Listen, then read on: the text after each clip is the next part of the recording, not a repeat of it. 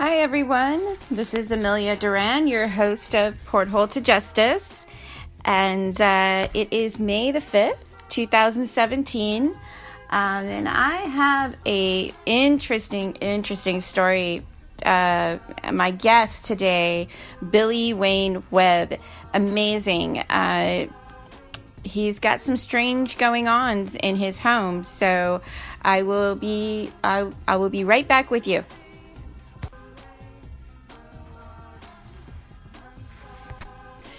Okay, guys, I am here now and back. I'm here with Buddy Wayne Webb, and he's got an incredible story. Buddy, oh my gosh, please share with us. Hi there. I'm Buddy Webb. I live here in Midland, Texas. That's the hometown of George and Laura Bush. I'm originally from Hobbs, New Mexico, which is about 100 miles from here. And in 2008, I transferred over here to Midland from Hobbs with my company, which was as a 25-year company man. It was a large gas company, half owned by Phillips Petroleum, DCP Midstream. Anyways, I buy a home here in Midland, and the previous young homeowner dies about 2 weeks before I purchased this home. And I was told it was an accident. So that he overdosed, and I didn't think nothing about it. I had no reason to think differently. Mm-hmm. I now believe he was murdered by the same people that later tried to kill me. So anyway, I'm single. I'm working all the time. Oil fields are real busy, and I'm gone a lot. I was remodeling at the same time. And so a couple of years later, in 2010, I figure out that somebody had been inside my home. Mm-hmm. So my first call for a burglary was November 2010, and I found the door open. I'd been gone, and the police got called over here, and so then let's see, a couple of months later, in January 2011, made my second call for a burglary, but this time I reported that there was people getting in my attic. Okay, that's highly unusual, but I'm very serious about that, and I've since documented many cases of that. I have a question, if that's okay. Well, have you located where they're getting into your attics? No, well, I have it rounded down to a few places, but as I tell people that I've proved the murder attempt, and I've even caught people on camera in the murder attempt, and I've left that up to law enforcement. And I really, as a crippled crime victim, I don't go after armed and dangerous criminals.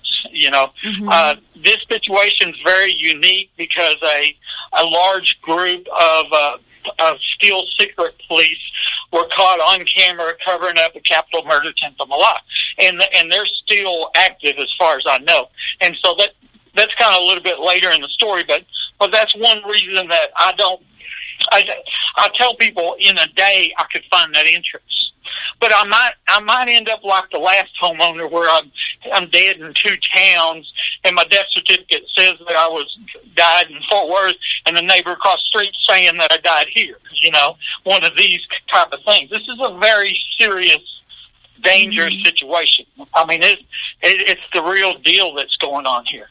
Mm-hmm. And so, anyways, that first calls to police, 2011. I changed all the locks out in the house. I installed some street lights. I cut trees back. I screwed windows together.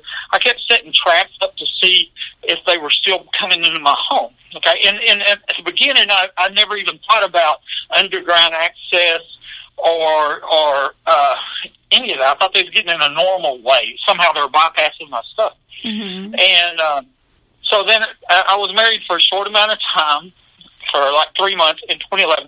And she's the first person that says, "You think they're coming from the ground?"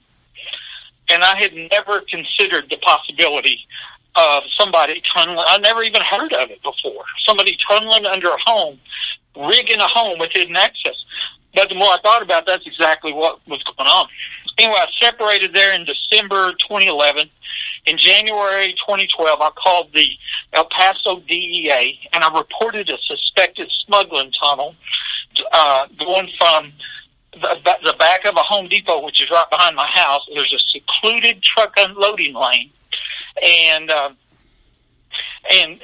seeing these 18-wheelers pull up 24/7, stay a little bit, never unload freight, and then drive off. Sometimes the store, would be closed, and holidays, whatever, and so it's highly suspicious, and it's private back there. Nobody can see it, and so I suspected human trafficking, child sex trafficking, as well as possible drug trafficking, because it literally is the best place to smuggle. Do you hear noises? Whatever. Do you hear noises, or do you hear any, is there any other strange activity?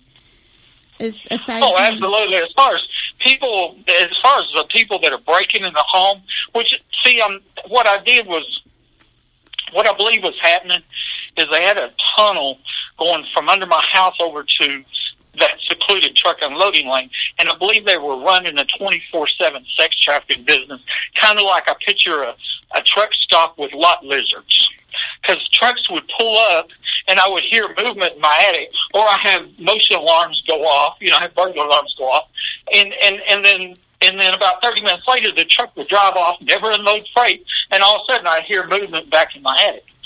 And as far as hearing things in my attic, I've recorded on my videos on my YouTube channel.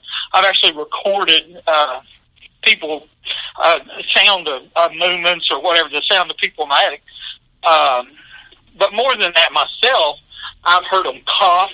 I've heard them. This has gone on a long time. I've heard them cough, heard them fart, heard them fall down, pass gas. One time I seen a young Hispanic guy on a camera in my attic. It's not a could be, might be. Oh, that's a mouse thing. These are real people. Okay, I seen a person in my attic. I heard them giggle one day, and so that part's a fact. What's not so clear is the why part. Okay, why are they doing this? And like I said in the beginning, I think they had rigged this home because of location to use it for racketeering, and they were using it for sex trafficking. Okay? That's what I believe is going on. And I think I lived here. It was going on since the time I moved in. And like I said, I believe it's going on when that last homeowner died. And maybe he figured out what I figured out, and that's why he's not alive. But regardless, I called the El Paso DEA, then I called the Midland DEA, and they did not look. My phone's call logs will prove that I called them. And 2 weeks later, on January 28th, 2012, My phone lines were cut, and I was shot by a person underneath my home, okay, while burglar alarms are going off in my attic. And the reason I have burglar alarms in my attic is because I have people in my attic, okay? But you were shot. You were shot. Were you inside your home when you were shot? Where did it come from? I was in my utility room at the time. And because I had burglar alarms going off, as I said, I knew people were in my house. Okay. The alarms were going off over and over and over. Where did the shot come from? Okay, what had happened earlier that day, I got home, and I noticed that somebody had been inside the living area of my home. Not in the attic, but the living area, the main area of my home. And so I had this great idea that day to tie wire the spare bedroom doors and bathroom shut. So I tie wired them shut. And now I believe I trapped one of these criminals, home intruder burglars, in my guest bathroom. And I found evidence after I got out of the hospital that led me to believe that. The door was torn off the hinge. There's pry marks on the top of the door. All this can be found on my YouTube and Facebook, the pictures and all that. So I really believe that day when I had that idea, I noticed somebody was in my house, that I trapped a burglar. And I think what happened was that they had a choice at that time. I had a gun. Okay, and so they had a choice. They could either call the police and admit to their felony, and then which would expose their underground access and all their crimes and et cetera, or they could kill me. And so they chose the murder option. That's what I believe happened. But anyways, I didn't know that at the time, though. All I knew is I had burglar alarms going off. I'm walking to my back door. Boom, I fall to the ground. I was ambushed from the ground. The entrance and exit wound is 2 inches off the ground. I have the evidence and the proof that I wasn't shot with my own gun. That's all posted out in public. So we know I shot with another gun. And a part of the problem here is the police corruption. Okay, and because they falsely claimed I shot myself. Okay, but here's what happened. I fall to the ground. I try to use my phone and it's dead. And so they cut my phone line, so they tried to kill me. You know, I crawled out on my hands and knees, and my security camera got a video of that. And that is on my YouTube and on my Facebook. And it's really amazing because as I'm crawling out on my hands and knees, shot, didn't know if I'd live or die, you can see the headlights on the car in my driveway go out. Somebody is sitting there, and they got caught on camera. Okay? So there's one more piece of hard evidence. So they're sitting. They're sitting in your truck, or they're sitting in a truck? Actually, it was in my company car, and I crawled to my truck because I have a personal truck, and I pulled myself in with my arms because I'm shot, and I drove to the 7-Eleven, and a detective showed up there named Rosie Rodriguez. She claims now that she wasn't there, and so that's part of all this whole, all the other part of the corruption and the cover-up. But from the 7-Eleven, the ambulance showed up. Of course, the police showed up, and then I'm at the hospital. They cut. I'm there for 10 days. They cut the back of my foot off, so now I'm disabled, permanently disabled, and it ended a 28-year career. So my career's over, and I get out of the hospital, and I find out the police are saying I shot myself, and that and calling me crazy. What I find when I get back to my cameras that I put in, because I had all the felonies being committed against me, is that minutes after I crawled out and left, the first 2 police show up at my house. I call them secret police because to this day, nobody can tell me who they are. My attorney subpoenaed the police records, and they were not dispatched.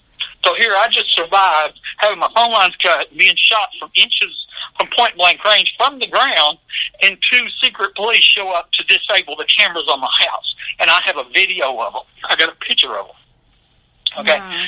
So yeah. And why? Yeah. I have a question. Why do you think they were the police? Were they wearing uniforms? Oh, one of them, you can see their cars. It's on a video. The video out on I have a lot of videos, but look at the one that says email the Texas Rangers. It's on my YouTube channel. I'll get to you. And you can see them drive up. One of them's in a marked car. Okay, so, you can tell it's a police car. and the other one's in an unmarked car. It's a white Crown Vic.